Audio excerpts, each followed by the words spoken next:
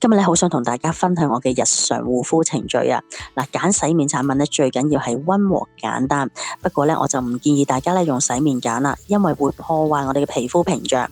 嗱，首先咧將洗面產品咧就放喺塊面啦，然之後咧就由下巴開始打圈，沿住塊面一路向上，人中、鼻梁到額頭，成個動作咧可以重複嚟多一次嘅。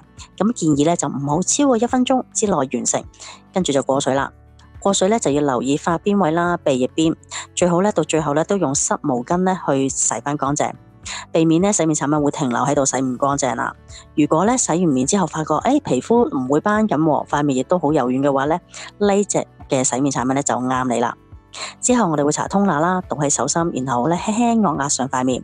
嗱，通拿咧係一個好好嘅即時舒緩斑緊嘅輔助角色嚟嘅，亦有平衡洗面後嘅酸鹼 pH 值。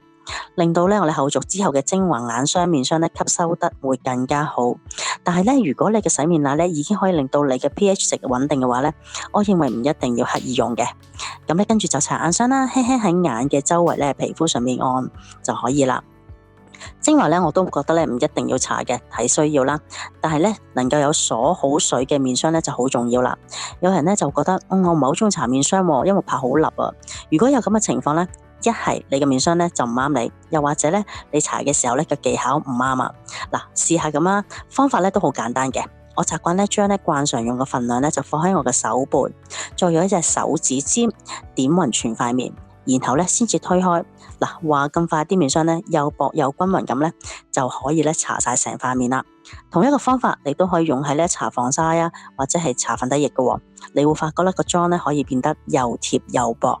我係你哋嘅皮膚驗證專家 Ada， 如果有遇到任何一啲皮膚問題啊，可以喺下邊打皮膚啊，或者私下 DM 我會盡快覆你。今日分享到呢度啦，我要瞓覺啦，拜拜。